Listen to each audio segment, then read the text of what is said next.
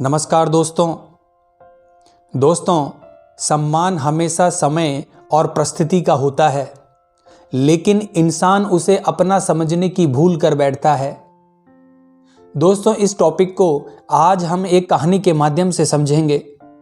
दोस्तों, एक सरकारी अधिकारी जो अपने बच्चे के साथ डिनर करने के बाद 5 स्टार होटल से रवाना हुए और कार में जब दोनों बैठे तो पिता और पुत्र दोनों के बीच में बातचीत शुरू हो गई।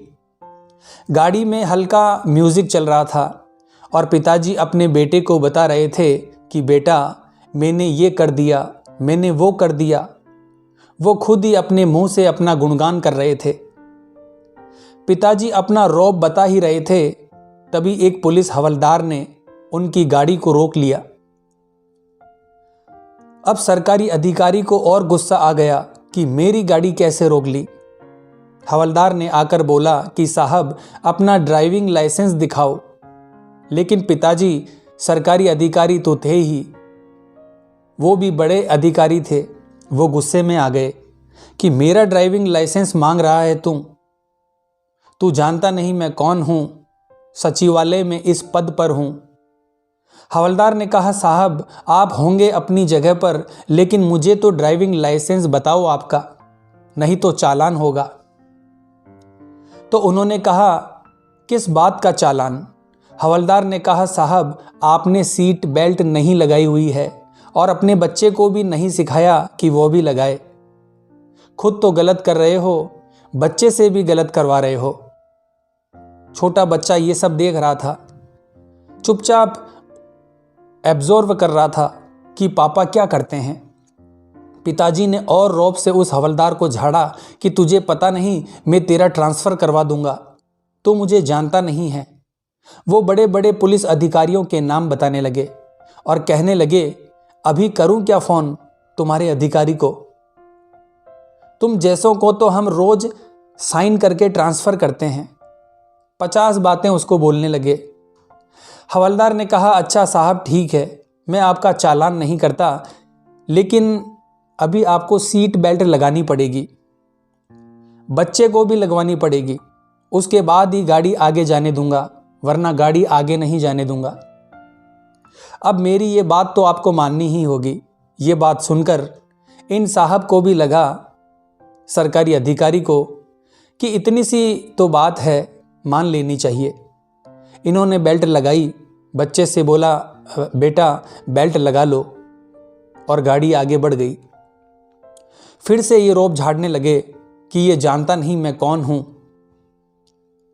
ये कौन है? ये तो सिर्फ एक हवलदार है। ऐसे लोगों को तो हम रोज एक साइन करके ट्रांसफर कर देते हैं। छोटा बच्चा चुपचाप सुन रहा था कि पापा कितने बड़े हैं। वो सब कुछ सोच रहा था। अचानक से इतने में एक धमाका हुआ। इन्होंने गाड़ी साइड में रोकी तो पीछे देखा कि एक बाइक सवार बुजुर्ग को टक्कर मारकर एक व्यक्ति अपनी कार को भगा के ले जा रहा था। बुजुर्ग नीचे सड़क पर गिरे हुए थे, खून बह रहा था। वही हवलदार दौड़ के आया उन बुजुर्ग के पास और सरकारी अधिकारी को आवाज़ देने लगा कि अरे साहब, बड़े साहब सुनो, मदद कर दो, मेरे पास में बाइक नहीं है, इनको हॉस्पिटल ले जाना है, आपकी कार में लेकर चलते हैं। बच्चा ये सब कुछ देख रहा था। पिताजी ने कहा, अरे मुझे घर पर काम है, इमरजेंसी है, माताजी बीमार हैं। ऐसी बात करके वो निकल गए वहां से चुपचाप, इमरजेंसी का नाटक करके। छोटा बच्चा देख रहा था कि पापा ने हेल्प नहीं की। रास्ते में वो फिर से वही बड़ी बड़ी बातें करते हुए घर पहुंच गए। उस छोटे से बच्चे को अंदर ही अंदर बहुत बुरा लग रहा था कि मेरे पापा ने गलत किया है। पूरी रात उसे नींद नहीं आई। वो सोचता रहा कि मेरे पापा बड़े हैं कि वो हवलदार बड़ा आदमी है जिसने मदद की। अगली सुबह जब न्यूज़पेपर उस छोटे से बच्चे ने देखा तो उसकी आंखें नम हो गई।